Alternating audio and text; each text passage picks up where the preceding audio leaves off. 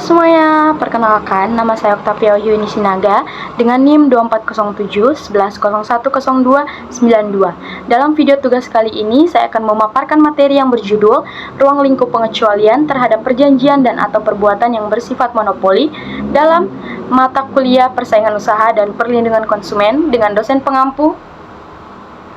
Baik, kita masuk dalam materinya. Pengecualian merupakan kondisi di mana suatu kegiatan usaha yang pada umumnya dilarang justru diperbolehkan karena alasan tertentu. Tujuan utamanya adalah memberikan kepastian hukum, melindungi kepentingan umum dan negara, serta mendukung efisiensi ekonomi dan perkembangan dunia usaha.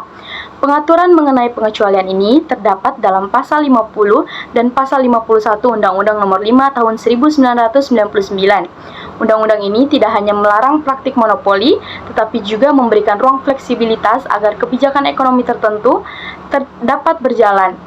Dengan demikian, hukum persaingan usaha berfungsi sebagai alat untuk mendorong efisiensi ekonomi tanpa menghambat kebijakan strategis negara.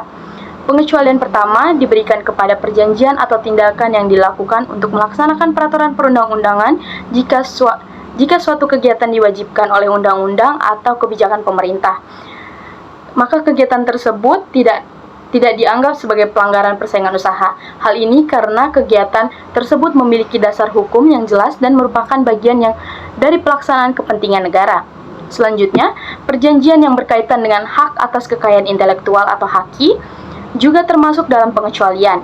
Hak seperti paten, merek dagang, dan hak cipta untuk memberikan hak eksklusif kepada pemiliknya.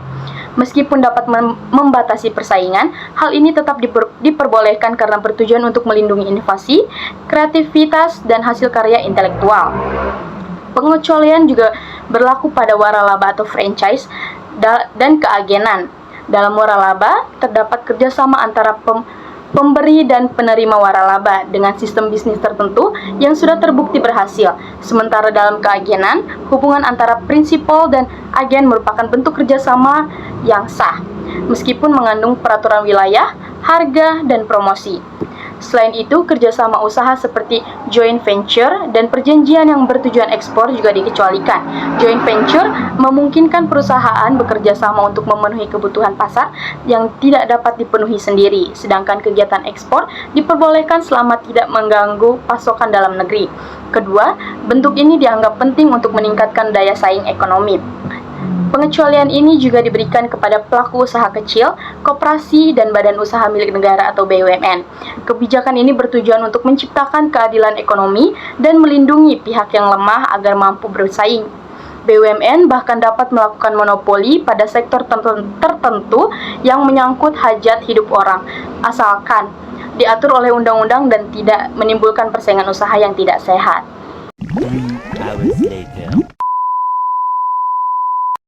Sekarang kita masuk pada kesimpulan. Kesimpulannya, pengecualian dalam hukum persaingan usaha merupakan mekanisme penting yang memberikan kelonggaran terhadap larangan praktik monopoli dalam kondisi tertentu. Pengecualian ini bertujuan untuk menyeimbangkan antara penegakan persaingan usaha yang sehat dengan kepentingan negara, efisiensi ekonomi, serta perlindungan terhadap sektor-sektor tertentu. Melalui pengaturan dalam Undang-Undang Nomor 5 Tahun 1999, berbagai bentuk perjanjian seperti pelaksanaan peraturan perundang-undangan, hak kekayaan intelektual, waralaba, keagenan, joint venture, hingga kegiatan ekspor dapat dikecualikan selama memiliki dasar hukum dan tidak merugikan persaingan.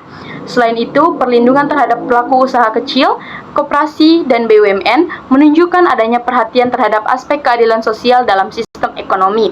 Dengan demikian, pengecualian bukan berarti membebaskan pelaku usaha dari hukum, melainkan memberikan batasan yang jelas agar kegiatan ekonomi tetap berjalan secara efisien, adil, dan tidak merugikan masyarakat luas. Jadi, sekian teman-teman pemaparan materi saya pada hari ini. Semoga bermanfaat buat teman-teman semua. Bye-bye, see you next time.